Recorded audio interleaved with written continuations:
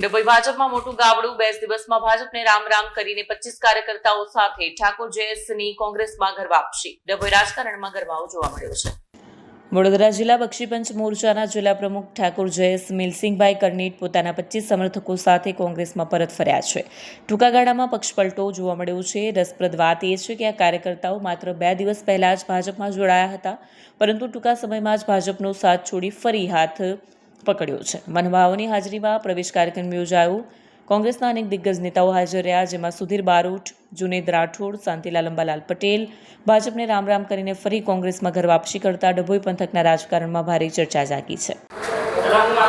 અમારા મિત્ર જયેશ ઠાકોર ઉર્ફે ભોલાભાઈ, જે 2 દિવસ પહેલાં ભાજપવાળા એમને ભોળવીને લઈ ગયા હતા અને એમને કેસરિયા કર્યા હતા, તેમને આજે એમને ઘણું દુઃખ થતાં આજે ફરી એમની અંતરાત્માને જાગીને એમને કોંગ્રેસ પક્ષ એ એમનો વર્ષોથી 25 વર્ષથી જોડાયેલા હતા, માટે આજે અમારા કાર્યાલય ખાતે ફરી આવીને અમારી જોડે જોડાયા છે અને અમારી સાથે ખભેથી ખભા મિલાવીને આ જીવન અમારી જોડે રહેશે એવી અમને પૂરી આશા છે.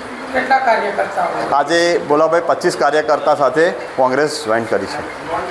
વિડીયો જર્નાલિસ્ટ ફઝલ રઝા ખત્રી સાથે સત્યા ટીવી ન્યૂઝ ડભોઈ.